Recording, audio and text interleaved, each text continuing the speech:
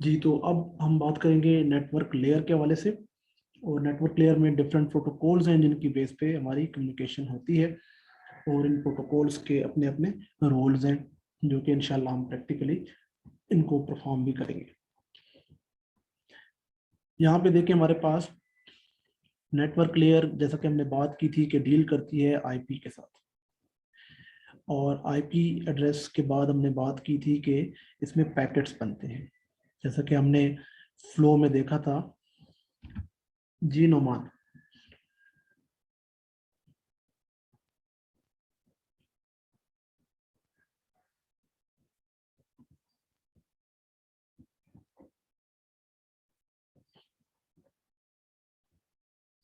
नुमान।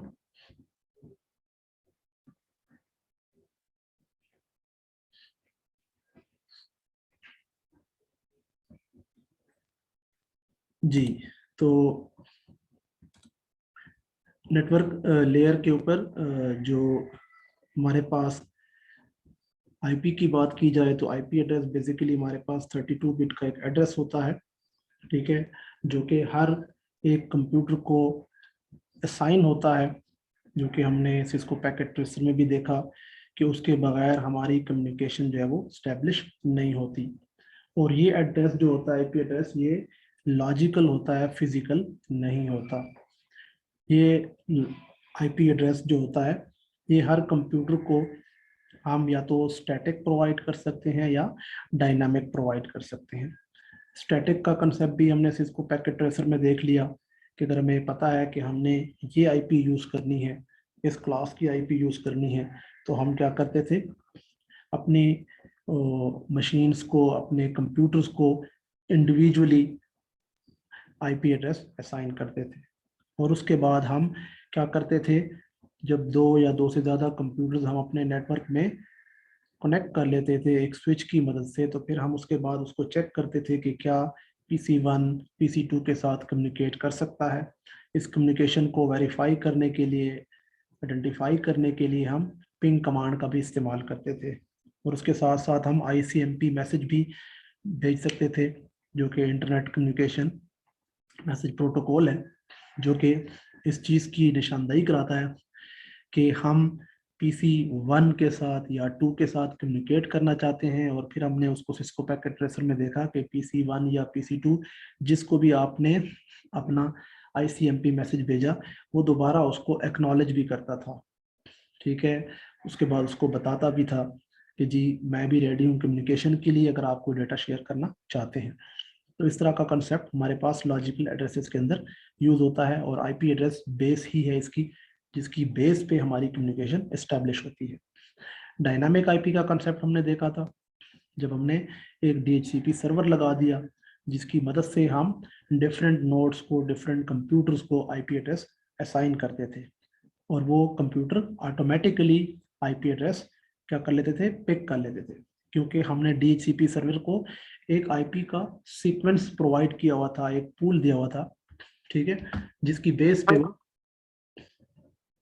क्या करते थे, अपने अपने यानी DHCP जो है वो अपने तमाम कनेक्टेड नोड्स को आईपी असाइन करता था। लेकिन उसमें अगर आपको याद हो, तो हम क्या करते थे, हर कंप्यूटर की प्रॉपर्टी में जाके स्टैटिक की बजाय हम डायनामिक को एनेबल करते थे, तब जाके हमारा कंप्यूटर जो है वो डायनामिकली एक आईपी क्या कर लेता था, गेट कर लेता था, और उसके बाद हमारा नेटवर्क एस्टेब्लिश हो जाता था। तो राउटर का जो कंसेप्ट है वो यहाँ पे इस डायग्राम में भी गिवन है। एक ऑर्गेनाइजेशन है, उसमें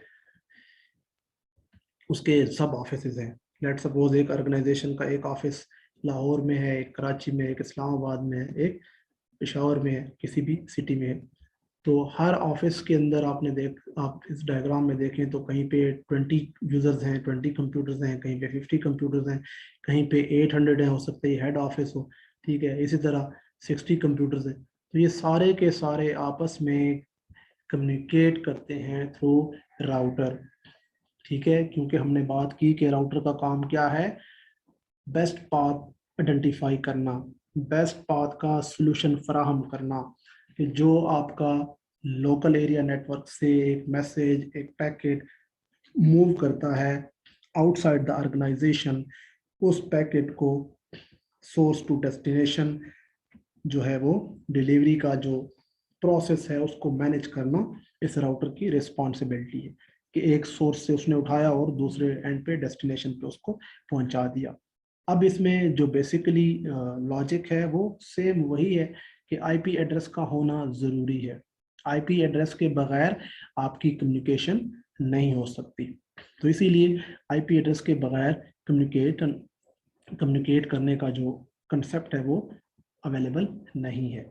और बेसिकली ये आइडेंटिफिकेशन करता है आपकी कि ये जो कम्युनिकेशन हुई, जो मैसेज आया, जो मूव हुआ, ये किसकी तरफ से आया, ताकि पता चल सके अगर कोई अनएथिकल एक्टिविटी हो तो उसको भी आइडेंटिफाई किया जा सके। अब हमारे पास जो प्रोटोकॉल्स के हवाले से डिस्कशन है उसमें हमारे पास यहाँ पे एक डायग्राम गिवन है, ठीक है। और इस डायग्राम में डाटाग्राम फॉर्मेट की बात की जा रही है। जैसा कि हम जानते हैं कि हमारे पास पैकेट्स बनते हैं नेटवर्क लेयर के ऊपर, और पैकेट्स के बाद एक और कंसेप्ट आता है जिसको हम कहते हैं फ्रेगमेंटेशन, ठीक है। फ्रेगमेंटेशन बेसिकली क्या है कि अगर हम कम्युनिकेट करना चाहते हैं किसी एक और कंप्यूटर के साथ, तो हमें ये आइडेंटिफाई करना होता है, ठीक है, ये पता लगाना होता है कि जिस कंप्यूटर के साथ हम कम्युनिकेट करना चाह रहे हैं उसकी कैपेसिटी क्या है, उसके लिंक की जो MTU है, मैक्सिमम ट्रांसमिशन यूनिट, वो कितने ट्रांसमिशन यूनिट मैक्सिमम एक टाइम में ऑब्जर्व कर सकता है, ठीक है। जब तक वो आइडेंटिफाई नहीं होंगे हमारा जो कम्युनिकेशन का जो प्रोसेस है वो क्या होगा, सक्सेसफुल नहीं होगा। तो ये इन डिवाइसेस की इंटेलिजेंस है।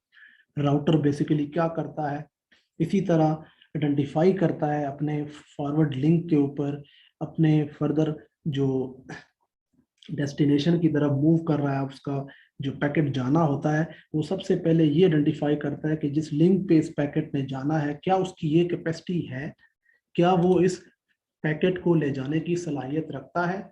अगर नहीं है तो वो क्या करता है, इस पैकेट को फर्दर फ्रेगमेंट करता है, फ्रेगमेंटेशन इस पे अप्लाई करता है। फ्रेगमेंटेशन का कंसेप्ट आज हम न्यूमेरिकल की फॉर्म में भी देखेंगे। यहाँ पे एक टेबल भी गिवन है उसके हवाले से कि डाटाग्राम का फॉर्मेट क्या होता है, ठीक है। और बेसिकली जब हम ये देख लेते हैं कि रिसीवर एंड के ऊपर या जिस पाथ के ऊपर अब मैसेज जो हमारा मैसेज है वो फर्दर आगे जाना है और उसकी कैपेसिटी कम है, तो उस हवाले से फ्रेगमेंटेशन की ज़रूरत पेश आती है। तो उस फ्रेगमेंटेशन को परफॉर्म करना भी क्या है, वो ज़रूरी है। तो इसीलिए इस तरह के डिफरेंट प्रोटोकॉल्स बनाए जाते हैं, जो प्रोटोकॉल्स अपने अपने रोल्स सर अंजाम दे रहे होते हैं और ये इन डिवाइसेस के अंदर कॉन्फ़िगर्ड होते हैं। अब अगर आप इस डायग्राम को देखें तो यहाँ पे 32 बिट का एक पूरा एक हमारे पास अवेलेबल डायग्राम है जिसमें 32 बिट्स जो है वो कैसे डिवाइड हैं हर एक के हवाले से हम इनको भी डिस्कस करते हैं। सबसे पहली चीज़ जो हम इधर अब 0 to 4 का एरिया देखें, जहाँ पे आपको नज़र आ रहा है 0 to 4 और इसके नीचे लिखा हुआ है वर्जन, ठीक है। तो इस वर्जन के हवाले से अगर आप देखें ना, तो ये वर्जन बेसिकली हमारे पास इंटरनेट प्रोटोकॉल के वर्जन की बात कर रहा है कि हमारे पास इंटरनेट प्रोटोकॉल का वर्जन क्या है। इंटरनेट प्रोटोकॉल का वर्जन अगर 4 है तो उस हवाले से मूव करना है, अगर वो 6 है तो उस हवाले से मूव करना है। इंटरनेट प्रोटोकॉल IP वर्जन 4 और IP वर्जन 6 ये जो है हम इंशाल्लाह अपने 9th वीक में, होपफुली 9th या 8th 10th वीक के अंदर हम इनकी डिस्कशन करेंगे और इसको अंडरस्टैंड करने की कोशिश करेंगे। तो बेसिकली ये पहला स्टेप है कि वर्जन का पता हो कि वर्जन कौन सा है, 32 बिट का है या 128 बिट का है। IP वर्जन 4 32 बिट का है और IP वर्जन 6 जो है वो 128 बिट का है। बेसिक लॉजिक इसके बिहाइंड क्या है कि 32 बिट की जो IP एड्रेसिंग है 1990 से ऑनवर्ड इसका इस्तेमाल शुरू हुआ और फिर एक ऐसी स्टेज आ गई जिसमें ये आइडेंटिफाई हुआ कि आईपी वर्जन 4 जो है वो पॉपुलेशन और आबादी और यूजेज के हवाले से कम पड़ रहा है। इसके अंदर जो नेटवर्क एड्रेस और यूजर क्या नाम है, नेटवर्क एड्रेसेस और साथ साथ होस्ट की जो एड्रेसिंग की जाती है, उनको एड्रेसेस असाइन किए जाते हैं, वो कम पड़ रहे हैं। स्पेशली चाइना के अंदर तो ये चीज़ बाकायदा आइडेंटिफाई हुई है कि चाइना के अंदर जब भी कोई इस तरह के ऑनलाइन सेशंस होते हैं, मीटिंग्स होती हैं और यूनिवर्सिटीज़ के डिफरेंट सेमिनार्स होते हैं, तो उस वक्त उनके पास आईपी वर्जन 4 के जो एड्रेसेस हैं वो भी कम पड़ जाते हैं। तो इस हवाले से फिर आईपी वर्जन 6 आया के उस रिक्वायरमेंट को फुलफिल किया जा सके। तो सबसे पहले हम क्या करते हैं, इन बिट्स को काउंट कर लेते हैं कि ये टोटल बिट्स कितनी बनती है। वैसे तो यहाँ लिखा हुआ है कि 0 से 32, ठीक है। तो 0 से 32 का जो हमारे पास लॉजिक है, तो यहाँ पे जो वर्जन है जिसकी हमने पहले बात की, ये 4 बिट्स पे मुश्तमिल है, ठीक है। इस वर्जन के अंदर बिट्स हमारे पास क्या हैं, 4 हैं। इसी तरह अगर हम इसके साथ राइट साइड से देखें तो हमारे पास क्या है, IHL है। IHL के अंदर क्या है हमारे पास, IHL जो है इंटरनेट हेडर लेंथ है, इसकी भी जो लेंथ है वो बिट्स के हवाले से वो कितनी है, 4 है। ये भी 4 बिट्स रिजर्व करता है। इसी तरह हमारे पास टाइप ऑफ सर्विस है। टाइप ऑफ सर्विस के अंदर जो है वो 8 बिट्स हैं, ठीक है। देखें 8 से 16, इसके अंदर 8 बिट्स की कैपेसिटी है। इसी तरह फिर फर्दर आगे आप जाएं तो टोटल लेंथ है उसकी 16 बिट्स की कैपेसिटी है। इसके बाद नेक्स्ट लाइन में आए, आइडेंटिफिकेशन है, तो आइडेंटिफिकेशन जो है वो 16 बिट ऑक्युपाई करता है। इसी तरह नेक्स्ट लाइन में इसी लाइन में आगे फ्लैग्स और फ्रेगमेंट ऑफसेट्स हैं, ठीक है। इनकी भी जो बिट्स की ऑक्यूपेशन है वो 16 बिट है। टाइम टू लीव, ये जो है हमारे पास, इसकी जो ऑक्यूपेशन है वो 8 बिट्स की है। इसी तरह प्रोटोकॉल को अगर आप देखें तो ये भी 8 बिट्स के ऊपर मुश्तमिल है। यहाँ पे रेंज दी गई है 8 to 16, तो ये 8 बिट्स बनता है। इसी तरह हेडर चेक सम की अगर बात करें तो ये कितने बिट्स का है, 16 बिट्स का है। इसके बाद जो नीचे दो रोज हैं, सोर्स एड्रेस और डेस्टिनेशन एड्रेस। सोर्स और डेस्टिनेशन आप देखें तो ये पूरे एरिया को ऑक्युपाई कर रहे हैं, मीन्स कि ये दोनों अलग अलग 32 बिट्स के हैं, ठीक है। और इसके बाद जो हमारे पास एरिया आता है ऑप्शन का, वो भी 32 बिट्स और डाटा का भी 32 बिट्स का, ऑप्शन के नीचे जो एरिया है वो भी 32 बिट्स ऑक्युपाई करता है। तो ये ओवरऑल बिट्स के हवाले से इनकी ऑक्युपाई करने की जो ये है कैपेसिटी है वो बताई गई है कि हर एक कितनी कितनी बिट्स को क्या करता है, ऑक्युपाई करता है। अब अगर आप टाइप ऑफ सर्विस में देखें तो उसमें फर्दर मजीद ऑप्शंस है हमारे पास, जिसमें प्रेसिडेंस है, डिले है, थ्रूपुट है, रिलायबिलिटी है और रिजर्व भी है।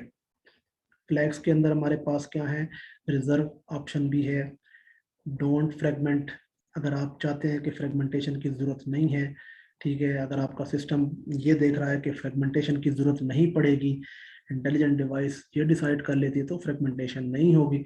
और अगर आपको फ्रेगमेंटेशन की ज़रूरत पड़ रही है आपके डाटा को जो जाने वाला है, तो फिर इस ऑप्शन के ऊपर भी क्या होगा, प्रोसेस होगा।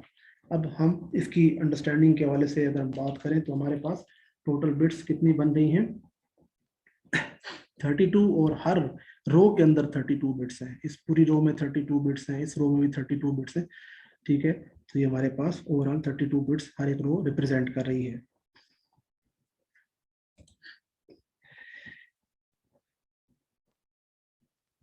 अब ये 5 रोज 32 बिट्स के ऊपर हैं, तो अगर आप इनको कैलकुलेट करें तो ये 160 बिट्स बन रहे हैं। इसके बाद हमें एक चीज ये देखनी है, इस बात का हमें पता होना चाहिए कि आईपी वर्जन 4 का हेडर साइज जो है वो, ठीक है, मिनिमम कितना होगा और हमारे पास मैक्सिमम कितना होगा, ठीक है। इसी तरह आईपी वर्जन 4 के अंदर अगर हम बात करते हैं तो हमारे पास हेडर का जो साइज है वो मिनिमम कहाँ से शुरू होता है, 20 बाइट्स से शुरू हो जाएगा और फिर फर्दर कितने बाइट्स पे एंड होगा, 60 बाइट्स पे। कैसे कि जिस तरह हमारे पास यहाँ पे हमने बात की कि वर्जन जो है वो 0 से लेके 4 तक है, ठीक है। तो हम 5 बिट जो नेक्स्ट कमिंग बिट है वो 5 है, उसके साथ 4 को मल्टीप्लाई करेंगे तो हमारे पास जो इसकी बाइट्स बनती हैं वो 20 बाइट्स होंगी। और ये रेंज बेसिकली डिपेंड करती है हेडर के साइज के ऊपर, इससे ज़्यादा भी हो सकता है। जबकि इसके बाद जो हमारे पास जो एक्चुअल डेटा होता है जिसको हम पेलोड भी कहते हैं, उसका साइज होता है 0 से लेके 65, 5 एंड 5, यानी 65,515, 65,515, यानी 0 से लेके डाटा हमारा 65,515 बाइट्स का हो सकता है नेटवर्क पे मूव करने के लिए। अब जो हमने बात की ना पेलोड की, तो पेलोड क्या है? हमारे पास प्योर डेटा, हमारा एक्चुअल डेटा जो यूजर की रिक्वायरमेंट के लिए जा रहा है। ठीक है, अब अगर हम एक पैकेट या डेटाग्राम का एक्चुअल साइज मालूम करना चाहें तो हमें इसके लिए क्या पता होना चाहिए? हेडर साइज पता होना चाहिए और पेलोड साइज पता होना चाहिए, क्योंकि हेडर साइज को पेलोड साइज के साथ ऐड करें तो हमें पता चलता है कि जी इसमें से जो हेडर साइज है वो अगर 20 का है तो उसको हम माइनस कर लेंगे और रिमेनिंग जो होगा हमारा पेलोड बन जाएगा। ठीक है, पैकेट या डेटाग्राम जो हमारा होता है वो कितने साइज का होगा, तो इस हवाले से हम इसके ऊपर एक बाकायदा एक न्यूमेरिकल यहाँ पे डिस्कस करते हैं, जिससे हमें इन चीज़ों का अंदाज़ा होगा। ठीक है, कि हमारे पास जो हेडर है वो कितने साइज का होना चाहिए, हमारे पास पेलोड जो है वो कितने साइज का होना चाहिए और इसकी कैलकुलेशन कैसे की जा सकती है। ठीक है, जैसा कि हमारे पास टोटल लेंथ है यहाँ पे 16 बिट्स की, तो ये हमारे पास एक्चुअल डेटा की लेंथ है। अगर इस एक्चुअल डेटा की लेंथ को आप कैलकुलेट करें 2⁻16, तो ये हमारे पास बनता है 65,516, जिसमें से हम 1 माइनस कर लें तो हमारे पास 65,515 बनता है, क्योंकि हमारे पास रेंजेस जो है वो 0 से स्टार्ट होती हैं, तो 0 के लिहाज से हमें एक डिजिट माइनस करना पड़ता है। इसके हवाले से अगर आप फर्दर डिटेल भी लेना चाहें तो नीचे लिंक भी मैंने पीपीटी में दिया हुआ है। ठीक है, उससे भी आप उसको फॉलो कर सकते हैं, उससे भी आपको बहुत सारी चीजें जो है वो आइडेंटिफाई हो जाएंगी। अब अगर हम बात करें यहाँ पे, जस्ट अ मिनट, मैं एक वर्ड की फाइल में भी मैंने इसको थोड़ा सा शेयर किया था, मैं इसको देख लेता हूँ।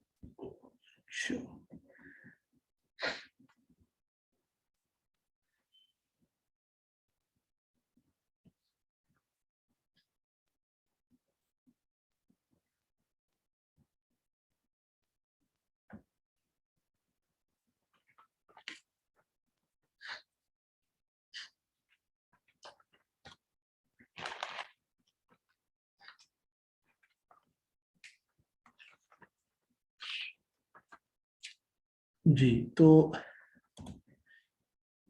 अब आप देखें यहाँ पे कि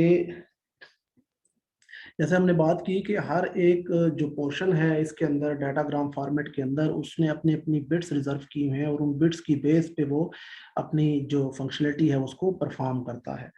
ठीक है, तो अगर हम देखें इसके अंदर तो हमारे पास, जैसे हमने बात की, यहाँ वर्जन है, इंटरनेट हेडर लेंथ है, ठीक है, जो कि 4 बिट्स पे मुश्तमिल है। इसी तरह अगर हम इससे थोड़ा सा नीचे इस एरिया में आए जहाँ पे हमारे पास टाइम टू लिव है, टीटीएल। अगर आपको याद हो, जब हम पिंग करते हैं कंप्यूटर में, पिंग कमांड को यूज करते हैं, तो पिंग करते वक्त हमारे पास टीटीएल का एक डाटा आ रहा होता है, वो आपको बताता है कि टीटीएल कितना है, कितने मिली सेकेंड्स होगा। ठीक है, तो वो बेसिकली टीटीएल आपका यहाँ पे टाइम टू लीव का कंसेप्ट है कि टाइम टू लीव से मुराद आपका जो पैकेट जा रहा होता है इंटरनेट के ऊपर वो कितनी देर तक रह सकता है। ठीक है, यानी कितनी देर के बाद वो डिस्कार्ड होगा, उसकी ज़रूरत कब तक है, तो ये बेसिकली राउटर की बेस पे परफॉर्म होता है। ठीक है, यानी कि जैसे कि हमने प्रीवियस स्लाइड में देखा था ना, 4 राउटर्स हैं वो आपस में कनेक्ट हैं। अगर सेंडर का जो काम है वो क्या करता है, पैकेट भेजता है अपने डेस्टिनेशन के ऊपर रिसीवर के लिए। ठीक है, तो रिसीवर तक जब वो पैकेट पहुंच जाता है तो इस पहुंचने का जो प्रोसेस है, इस दौरान राउटर क्या करता है, उस पैकेट को उतनी देर तक महफूज रखता है जितनी देर तक उसको पता नहीं, जितनी देर तक उसको कंफर्म नहीं है कि वो डेस्टिनेशन एंड के ऊपर रिसीव हो गया है। जो ही वो रिसीव होता है तब उसको वो अपने पास डिस्कार्ड करता है, क्योंकि उसकी वो कॉपीज क्रिएट करता है। ताकि ये ना हो कि अगर वो मैसेज डिलीवर ना हो तो फिर उसको फर्दर दोबारा रीट्रांसमिट किया जा सके। ठीक है, अब हमारे पास जो यहाँ पे टाइम टू लीव का कंसेप्ट है, इसमें बेसिकली एक और लॉजिक भी आती है कि हमारे पास जो एक कॉपी है, जो एक पैकेट की बनती है, वो लाजमी नहीं है, जिस तरह हमने बात की ना कि एक रूट पे जाती है। तो वो बेसिकली क्या है कि जब हम कॉपी क्रिएट करते हैं तो उस कॉपी के मूव फॉरवर्ड होने के बाद, सेंडर टू रिसीवर जाने के बाद, अगर कहीं ये आइडेंटिफाई हो जाता है कि वो कॉपी जो है वो अपने टाइम तक नहीं पहुंची, तो फिर उसकी एक और कॉपी ट्रांसमिट की जाती है। और इस तरह मल्टीपल पाथ्स को यूज किया जाता है, और उसकी कॉपीज की जो लिमिट है वो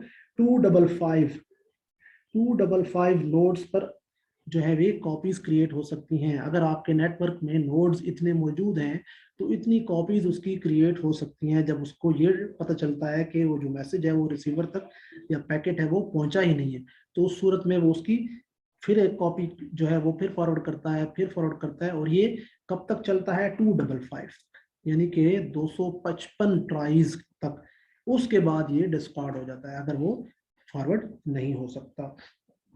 तो डिफरेंट कॉन्टेक्स्ट हैं कि अगर वो उस पर पहुंच नहीं सकता। इसी तरह हमारे पास जो प्रोटोकॉल है, प्रोटोकॉल, यहाँ पर हमें क्या पता चलता है कि कौन सा प्रोटोकॉल इस्तेमाल किया जा रहा है। टीसीपी इस्तेमाल किया जा रहा है, यूडीपी इस्तेमाल किया जा रहा है, तो ये सारे का सारा डाटाग्राम फॉर्मेट के अंदर इसकी इंफॉर्मेशन मौजूद होती है।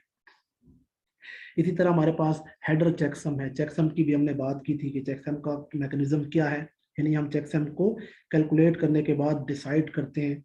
ये डिसाइड होता है कि रिसीव होने वाला मैसेज वो एरर फ्री है या नहीं है, और आपने ये भी देखा कि अगर वो एरर फ्री नहीं है तो उसको रिट्रांसमिट किया जाता है। तो ये इसका कंसेप्ट है कि ये 16 बिट्स के ऊपर मुश्तमिल होता है, और इसका ये रोल इस हेडर डाटाग्राम फॉर्मेट में परफॉर्म किया जाता है। इसी तरह हमारे पास जो क्या कहते हैं इसको, ऊपर की जो लेयर थी हमारे पास, जिसमें वर्जन और इंटरनेट हेडर के साथ साथ हमारे पास type of service. Type of service के अंदर हमारे पास बहुत सारी वेराइटीज हैं, जो कि अगर आप इसके यहाँ पे मूव देखें तो ये नीचे यहाँ पे आ रहा है। ठीक है, जिसमें वो कहता है प्रेसिडेंस भी है, इसमें डिले भी है, इसमें थ्रूपुट भी है, रिलायबिलिटी भी है, और रिजर्व भी है। ठीक है, तो प्रेसिडेंस क्या है कि हमारे पास 2 बिट्स हैं प्रेसिडेंस। ठीक है, यानी कि प्रायोरिटी, जो मैसेज जाने वाला है, जो पैकेट जाने वाला है, उसकी प्रायोरिटी हाई है या लो है, ये डिसाइड होता है। ठीक है, हाई है तो उसको 1 असाइन होती है बिट, अगर उसकी प्रायोरिटी लो है तो उसको 0 असाइन होती है। इसी तरह डिले के हवाले से देखा जाता है कि मैसेज अगर डिले हो जाए तो कोई अहम क्या मैसेज अगर लेट सपोज डिले होता है, डिले होने के उसके अंदर आपको पॉसिबिलिटी एक्सेप्टेबल है, तो आप यानी कि आपका राउटर जो है वो ये डिसाइड कर लेता है कि जो आपका पैकेट है उसकी जो प्रायोरिटी है वो डिले में होनी चाहिए या नहीं होनी चाहिए। अब डिले में डिफरेंट कॉन्सेप्ट आपके आ जाते हैं, जिस तरह आप टीसीपी और यूडीपी की बात करते हैं ना, टीसीपी और यूडीपी में यही होता है कि यूडीपी में क्या है कि आपकी जो लाइव ट्रांसमिशन चल रही है, मूव हो रहा है, अगर आपका कोई पैकेट लॉस हो जाए तो उसकी जरूरत नहीं है, परवाह नहीं है, खैर है। क्योंकि आपने देखा होगा जिस तरह आप व्हाट्सएप पे बात कर रहे होते हैं, तो आपकी अगर कम्युनिकेशन इंटरप्ट हो जाती है या आवाज कटने लग जाती है, तो फिर आपको क्या करना पड़ता है, उससे दोबारा बात करनी पड़ती है। जबकि टीसीपी में ये चीज नहीं है। टीसीपी में क्या है, टाइमिंग विंडोज मौजूद है, स्लाइडिंग विंडोज मौजूद हैं, जो ये देख रही होती हैं कि कितने पैकेट्स मूव किए, कितने रिसीव हो गए और कितने लॉस हुए। तो फिर उनको फर्दर कंप्लीट करने के बाद रिसीवर एंड के ऊपर उनको एक्सट्रैक्ट किया जाता है। तो इस हवाले से डिले का जो प्रोसेस है उसमें भी इसके अंदर 0 या 1 बिट की बेस पे डिसीजन होता है कि अगर इसमें डिले एक्सेप्टेबल है तो ठीक है, नहीं है तो उसमें एक्सेप्टेबल है तो उसको 0 बिट असाइन करते हैं, और अगर नहीं है तो 1 बिट असाइन करते हैं। इसी तरह थ्रूपुट का भी कंसेप्ट हमने देखा था कि if we need rate of transfer, ठीक है, इन हाई रेट, अगर हम चाहते हैं कि हमारा जो डाटा है वो हाई रेट के ऊपर ट्रांसफर हो तो हम उसको 1 बिट असाइन करते हैं, और अगर इसको लो ट्रांसफर रेट हो उसका तो हम उसको 0 बिट असाइन करते हैं। तो ये सारा मैकेनिज्म बेसिकली मशीन्स के अंदर आपके इस पूरे कंसेप्ट के अंदर बिल्ट इन है। ठीक है, जो कि यूजर नहीं परफॉर्म करता, बल्कि आपका ये जो क्या कहते हैं राउटर है वो बेसिकली इनके ऊपर क्या करता है, काम करता है। इसी तरह रिलायबिलिटी के हवाले से है कि रिलायबिलिटी का कंसेप्ट वही आ गया। टीसीपी यूडीपी जब हम बात करते हैं तो रिलायबिलिटी अगर हमें चाहिए तो ठीक है, नहीं चाहिए तो भी ठीक है। ठीक है, तो वो भी आपकी 0 और 1 बिट की बेस पे डिसाइड होती है कि रिलायबिलिटी अगर है, ठीक है, तो आपने इसको राउटर ने इसको 1 असाइन कर देना है, अगर वो रिलायबल नहीं है तो उसको 0 असाइन करना है, जिस तरह पैकेट के लॉस होने की हमने बात की। इसी तरह हमारे पास जो नेक्स्ट फ्लैग्स के हवाले से है, फ्लैग्स के हवाले से हमारे पास रिजर्व का ऑप्शन भी है। रिजर्व से मुराद ये होता है फ्यूचर प्रोसेसिंग के लिए, फ्यूचर के लिए ये एक ऑप्शन हमने रखा होता है कि इसको रिजर्व रखते हैं। इसी तरह इसमें भी एक रिजर्व का ऑप्शन होता है कि फर्दर किसी प्रोसेसिंग के लिए रिजर्व किया जा सकता है, कोई और कॉन्टेक्स्ट हो सकता है। लेकिन फ्रेगमेंटेशन और जो मोर फ्रेगमेंटेशन है इसका जो कंसेप्ट है हम इसको क्या करते हैं आगे इंशाल्लाह नेक्स्ट न्यूमेरिकल के अंदर देखते हैं कि ये कैसे परफॉर्म होता है, कि फ्रेगमेंटेशन कैसे परफॉर्म की जाती है।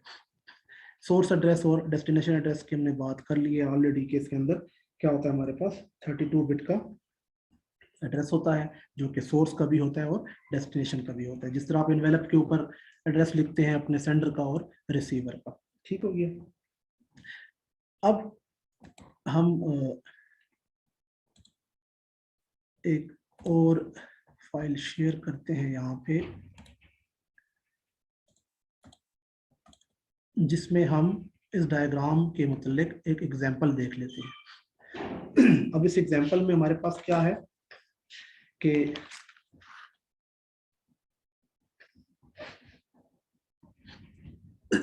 Let's suppose a datagram of 3000 bytes, 20 bytes of IP header plus 2980 bytes आपके क्या हैं, आईपी पेलोड के हैं। यानी कि 20 बाइट्स आपके आईपी हेडर के हैं और 2980 जो है आपके पास बाइट्स हैं वो पेलोड के हैं। पेलोड हमारा एक्चुअल डेटा है। रीच एट राउटर, वो राउटर पे पहुंच गया। 3000 बाइट्स का डेटा है जो कि राउटर पे पहुंचा, जिसमें 20 बाइट्स आपके हेडर के रिजर्व हैं और ये जो बाइट्स हैं वो आपके एक्चुअल डेटा के हैं। And must be forward to link with MTU of 500 bytes. ठीक, अब जहां पे इसने जाना है फर्दर, इस राउटर से आगे जो फॉरवर्ड लिंक है उस पे जाना है, उसकी जो कैपेसिटी है मैक्सिमम ट्रांसमिशन यूनिट की वो 500 bytes. How many fragments will be generated and also write more fragments offset total length value of R. ठीक है, अब हमें ये देखना है कि हमारे पास जो टोटल नंबर ऑफ फ्रेगमेंट्स बनेंगे वो कितने होंगे। ठीक है, और हमारे पास मोर फ्रेगमेंट्स की जरूरत पेश आएगी या नहीं आएगी, ऑफसेट इसमें क्या होगा और टोटल लेंथ ऑफ वैल्यू हमारी टोटल क्या बनेगी। तो हम इसको कैसे कैलकुलेट करेंगे, हम कहते हैं कि हमारे पास let suppose 3000 bytes data receive हुआ एक राउटर के ऊपर, 20 बाइट्स उसमें रिजर्व हैं हेडर के लिए और 2980 बाइट्स हमारे पास रिजर्व हैं पेलोड के लिए।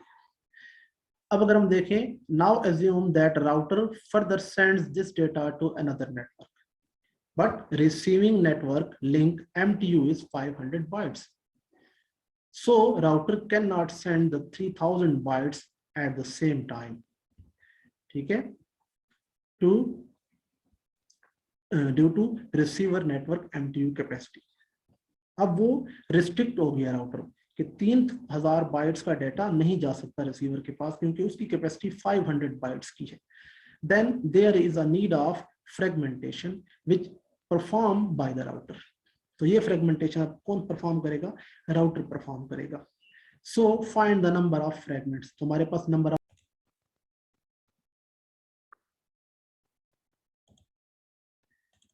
जी, तो हमारे पास यहाँ पे सिचुएशन क्या है कि हम बात कर रहे थे कि रिसीवर की जो कैपेसिटी है वो 500 बाइट्स की है, तो राउटर क्या करता है 3000 बाइट्स ठीक है, सेम टाइम पे भेज नहीं सकता उस रिसीवर की कैपेसिटी की वजह से, then there is need of fragmentation. तो फ्रेगमेंटेशन कैसे परफॉर्म होगी? So find the number of fragments. तो हमारे पास कितने फ्रेगमेंट्स बनेंगे? As we know that receiver link capacity is 500 bytes and our datagram IP header is 20 bytes. ये तो given है कि हमारे पास IP header कितने का है? 20 bytes का है। ठीक है, सो सब्ट्रैक्ट इट फ्रॉम किससे? 500 से। सबसे पहले हम IP हेडर का जो साइज है वो माइनस कर लें रिसीवर की कैपेसिटी से, ताकि हमें ये भी पता हो कि हमने हर पैकेट के साथ, हर फ्रेगमेंट्स के साथ क्या भेजना है, हेडर भी लाजमी भेजना है। उस हेडर की बेस पे तो पता चलेगा कि ये पैकेट या ये फ्रेगमेंट किसके लिए है। ठीक है, तो उस हेडर का एड्रेस जितने बिट्स, जितनी बाइट्स या बिट्स ऑक्युपाई करता है वो हमने सबसे पहले कैलकुलेट कर लेनी है कि 20 बाइट्स उस 500 की कैपेसिटी से हमने माइनस कर ली। It means our one fragment size is 480 bytes.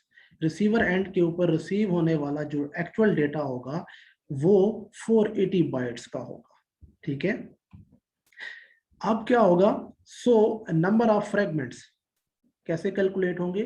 Total payload, ठीक है, जो हमारा टोटल पेलोड जो गिवन था 2900 और 2980, 2980, और उसके ऊपर हम डिवाइड करेंगे किसको? MTU पेलोड को। तो हमारे पास हमने निकाला कि 2980 डिवाइड बाई 480, तो हमारे पास क्या आया? 6.20833। इसका मतलब क्या हुआ कि 6 सेगमेंट्स तो बनेंगे, 7वां भी बनेगा क्योंकि 6.2 है। ठीक है, तो इसलिए हमारे पास कितने सेगमेंट्स बनेंगे? फ्रेगमेंट्स कितने फ्रेगमेंट्स बनेंगे? 7 फ्रेगमेंट्स बनेंगे। अब हम क्या करते हैं? अब हम इस हवाले से एक टेबल देख लेते हैं कि हमने ये अगर फाइंड कर लिया कि हमारे पास फ्रेगमेंट्स कितने बनते हैं, 7, तो हम यहाँ पे टेबल में लिख देंगे कि टोटल फ्रेगमेंट्स कितने हैं, 1 2 3 4 5 6 एंड 7। ये भी हमें पता चल गया कि हमारे पास जो एक फ्रेगमेंट होगा उसमें 480 हमारे पास क्या होगा? पेलोड होगा, जो एक्चुअल डेटा है, और हेडर जो है उसका वो 20 बाइट्स का होगा। इसी तरह हर एक फ्रेगमेंट के अंदर हमने अलग अलग उसको लेबल कर दिया, इसको प्लेस कर दिया कि P1 P2 P3 P4 P5 P6 and P7। अब अगर आप P7 में देखें तो हमारे पास क्या है? 100 आया। 100 क्यों आया?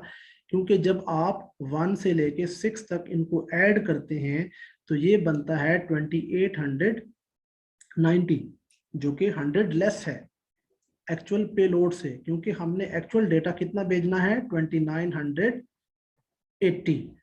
ठीक है, तो 2980 के लिहाज से हमारे पास 100 बाइट्स डेटा की या पेलोड की रिमेनिंग थी, जो कि फ्रेगमेंट 7 में आएंगी, और उसके साथ हेडर भी हमने 20 बाइट्स का ऐड कर दिया। तो हमारे पास टोटल नंबर ऑफ फ्रेगमेंट्स कितने आए? 7, और उनकी जो टोटल लेंथ होगी वो इन तमाम फ्रेगमेंट्स को आप ऐड करेंगे तो हमारे पास वो बाइट्स भी कैलकुलेट होके आ जाएंगे। अब हमारे पास है मोर फ्रेगमेंट्स। मोर फ्रेगमेंट्स का कंसेप्ट क्या है कि सबसे पहला रिसीवर एंड के ऊपर रिसीव होने वाला जो फ्रेगमेंट होगा वो P1 होगा। तो ये देखा जाएगा कि P1 जो P1 रिसीवर एंड के ऊपर रिसीव हुआ, उसके साथ जो बिट होगी मोर फ्रेगमेंट की वो 1 होगी। डायग्राम में देखें कि हमने कहा था कि हमारे पास मोर फ्रेगमेंट का जो गिवन टेबल है इसमें 0 या 1 असाइन होगा।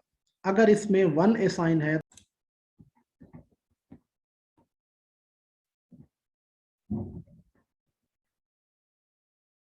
जी, तो हम बात कर रहे थे मोर फ्रेगमेंट्स की।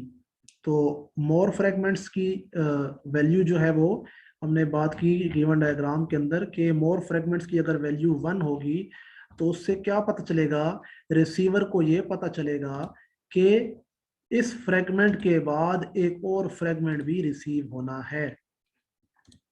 ये 1 वैल्यू किसको रिप्रेजेंट कर रही है? रिसीवर एंड के ऊपर सबसे पहला जो P1 फ्रेगमेंट रिसीव होगा, रिसीवर को इस 1 की वैल्यू से ये पता चलेगा कि इसके बाद एक और फ्रेगमेंट भी आना है जो कि P2 आ रहा है। इसी तरह P2 जब उसके पास फ्रेगमेंट पहुंचेगा तो इसमें भी फ्रेगमेंट, मोर फ्रेगमेंट की वैल्यू 1 होगी, तो उससे उसको ये पता चलेगा कि नेक्स्ट कमिंग भी एक फ्रेगमेंट आना है।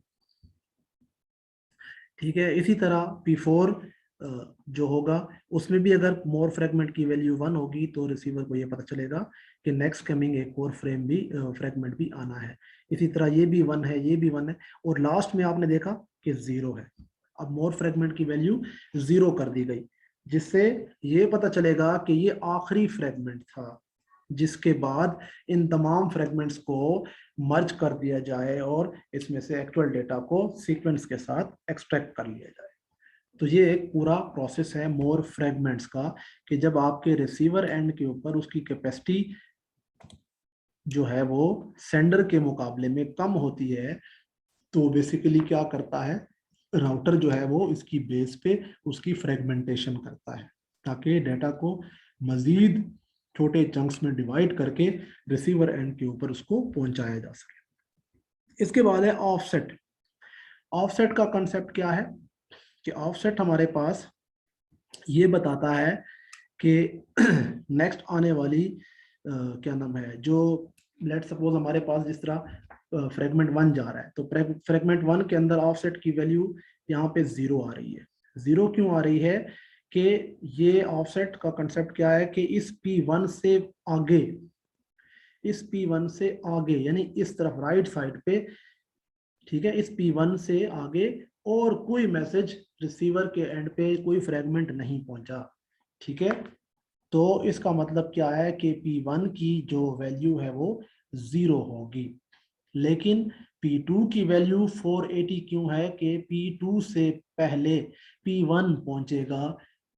ठीक है, P1 जो है वो हमारे इसके पास पहुंच रहा है रिसीवर के पास, तो उससे ये पता चलेगा कि ये जो नेक्स्ट कमिंग आने वाला जो फ्रेगमेंट है उसकी अंदर जो डेटा की बाइट्स के अंदर जो वैल्यू है या लेंथ है वो 480 है। ठीक है, तो उस 480 के लिए हमने क्या किया, इसको 8 के साथ डिवाइड किया हुआ है। 8 बेसिकली एक स्केल डिफाइन है इसके अंदर, जो कि हमेशा इस वैल्यू को एक्चुअल डेटा के ऊपर 8 को डिवाइड किया जाता है, जिससे ऑफसेट वैल्यू आती है। और ये ऑफसेट वैल्यू यहाँ पे क्या है, हमारे पास 60 आ गई। इसी तरह जो नेक्स्ट P3 फ्रेगमेंट्स उसके पास पहुंचेगा, P3 फ्रेगमेंट, P3 फ्रेगमेंट में क्या होगा कि P3 फ्रेगमेंट से पहले कितने फ्रेगमेंट गए, P1 और P2, तो यहाँ पे क्या होगा 480 प्लस 480 डिवाइड बाई 8, तो इसकी ऑफसेट वैल्यू बनेगी 120। ठीक है, इसी तरह P4 जब जाएगा तो P4 से आगे कितने फ्रेगमेंट्स जा चुके हैं, P1, P2 एंड P3, इन तमाम को ऐड करें डिवाइड बाई 8, तो हमारे पास ऑफसेट वैल्यू आएगी 180। इसी तरह ये सारा सीक्वेंस यहाँ तक कैलकुलेट होगा। ठीक हो गया, तो ये सारा प्रोसेस जो है हमारा वो बेसिकली क्या होता है, ऑफसेट का प्रोसेस परफॉर्म किया जाता है। तो ये डाटा की जो फ्रेगमेंटेशन है डेटा फॉर्मेट के हवाले से, वो इस न्यूमेरिकल की मदद से मजीद हमने थोड़ी सी एक्सप्लेन करने की कोशिश की है, ताकि आसानी से उन चीज़ों की समझ आ जाए कि रिसीवर एंड के ऊपर जब डाटा मूव करता है और उसकी कैपेसिटी उतनी नहीं होती जितनी वो रिसीवर सेंडर की है, तो उस हवाले से फिर फर्दर क्या किया जाता है, तो राउटर जो है वो, जो हमने बात की थी कि इंटेलिजेंट डिवाइस है, तो उसकी बेस पे ही डिसाइड कर रहा होता है कि रिसीवर की कैपेसिटी इतनी नहीं है, अगले फॉरवर्ड लिंक की इतनी कैपेसिटी नहीं है, तो उसी के हिसाब से फ्रेगमेंटेशन का प्रोसेस भी फराहम करता है। तो ये था हमारा आज का ये टॉपिक, इसके हवाले से हमने डिस्कशन की डिटेल में। इसके हवाले से कोई अगर आपने कुछ डिस्कशन करनी है, कुछ पूछना है तो पूछ लें इंशाल्लाह, और बाकी मैं इसकी जो रिकॉर्डिंग है वो आपको शेयर कर दूंगा इंशाल्लाह।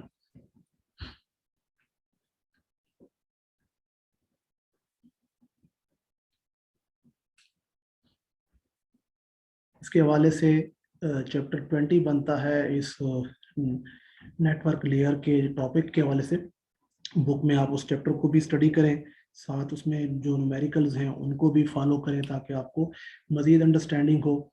इसके अलावा CR के पास ग्रुप्स बना लें आप लोग, 3-3 लोगों के मिनिमम, मैक्सिमम 3 लोग होंगे ग्रुप में, इससे ज़्यादा बंदे नहीं होंगे। 3-3 लोगों के ग्रुप्स बनाएं, उसकी बेस पे आपको प्रोजेक्ट असाइन कर दिए जाएंगे और आप उन प्रोजेक्ट्स के ऊपर फिर वर्किंग करेंगे और फिर at the end of semester यानी कि लास्ट जो हमारे 2 या 1 वीक जो बनेंगे उसमें हमारी प्रेजेंटेशन होंगी और उसके बाकायदा आपके नंबर होंगे जो कि आपको अवार्ड किए जाएंगे फाइनल एग्जाम में। तो उस हवाले से एक ग्रुप बना लें अपने 3-3 लोगों के, ताकि आपको फिर प्रोजेक्ट्स असाइन कर दिए जाएं और आप उस पर वर्किंग अपनी शुरू कर दें।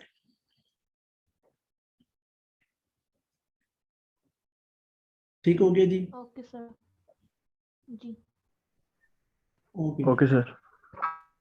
Thank you so much. अल्लाह हाफिज।